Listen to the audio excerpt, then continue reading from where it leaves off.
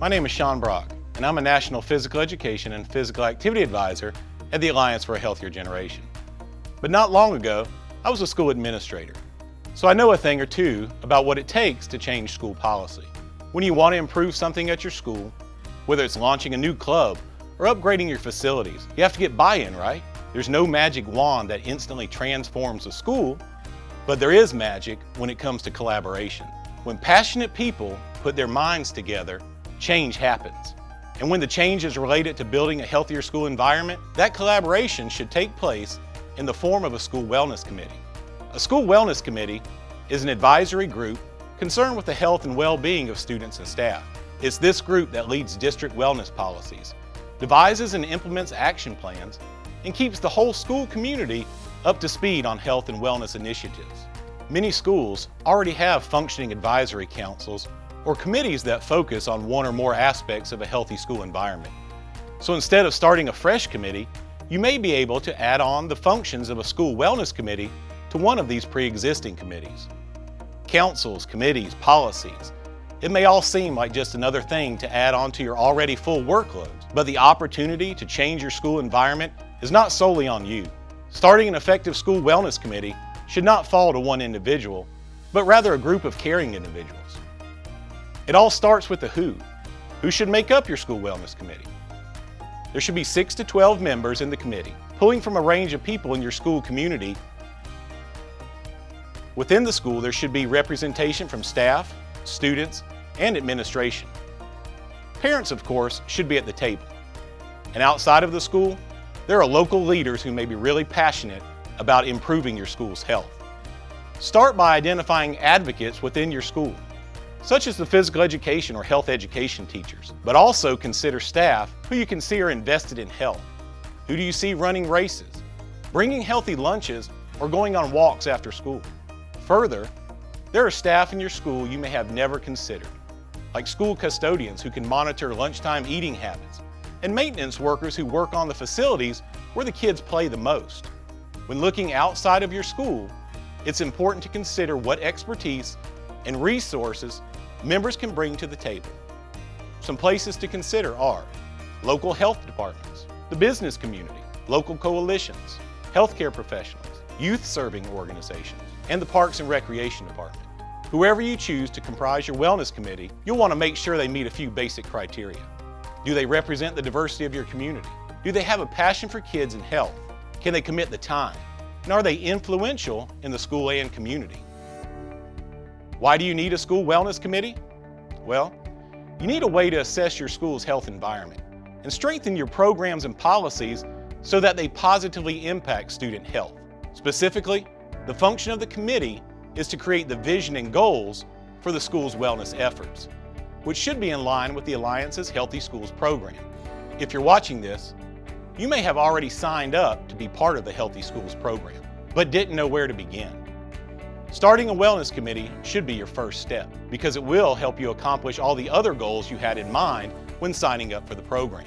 Once you have your committee in place, these 6 to 12 members will work together on a variety of tasks, such as developing or revising policy to support a healthy school environment, promoting parent, community, and professional involvement, advocating for school health programs and policies within the broader school community, tapping into funding and leveraging resources for students and staff wellness, planning and implementing programs, evaluating efforts, and providing feedback to the district regarding implementation of the local wellness policy. The Wellness Committee will make decisions around nutrition education and promotion, physical activity opportunities during and after school, nutrition standards and marketing for foods and beverages sold on campus, staff wellness opportunities, and school wellness policy. All of these changes are for the good of the students, and they will be the ones directly impacted, so make sure they've got a place at the table too. Often, students are the best advocates for healthy schools, so it's critical to get their involvement. In order to do so, you should be clear about expectations, have more than one role available, provide skill-building opportunities, and expand student input using methods like taste tests, the chance to choose what goes into the vending machines, and having them develop marketing campaigns to reach their classmates.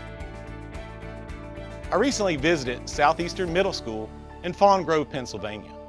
Their wellness committee had a number of students on it, and they were eager to make some changes to their school lunch offerings. The students ran different ideas by their classmates and finally settled on a made-to-order salad bar featured once a week.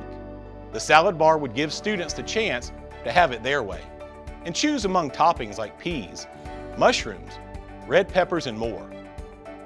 The committee went to work advocating to the cafeteria manager and got the okay from the food service director. Soon enough, students couldn't wait for Wednesdays when they would get to make their own salads.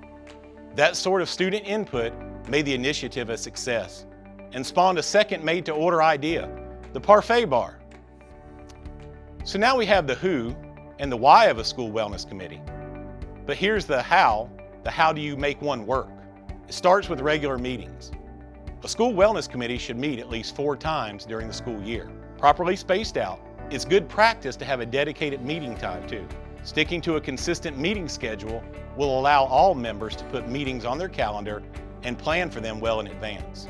Meetings should have assigned roles to keep them focused, such as a facilitator or record keeper. If there's a budget for school activities, then you may want to assign a treasurer too.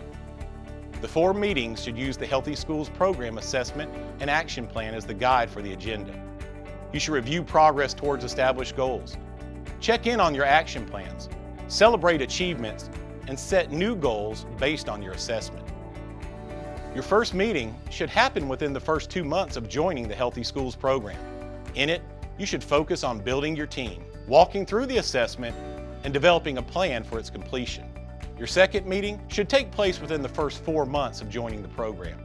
It's a good time to review your assessment results and identify goals you want to accomplish during the school year. Be sure to document those goals in your action plan. The third meeting should take place within the first 6 months of joining the program. The goal is to update your assessment with all the achievements you've made thus far.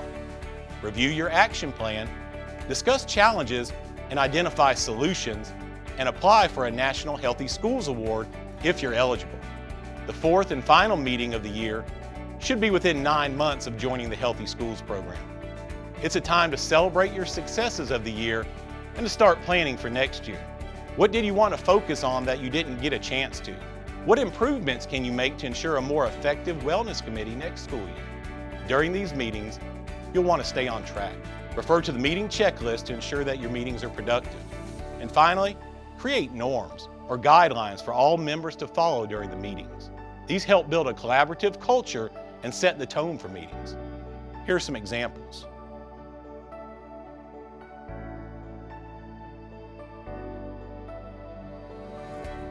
If everyone follows these norms, you're sure to have a great meeting. One of the keys to a successful school wellness committee is consistency. This isn't a one-time deal. You're helping your school make foundational changes. That takes time, effort, and enthusiasm. Luckily, your school has advocates like you to jumpstart that change. But as we always like to say at the Alliance, it takes a village. In this case, your village is comprised of your school and community, and once you build it, you've got to make sure it stands. If you have any questions about setting up your school wellness committee, the Alliance is here to help.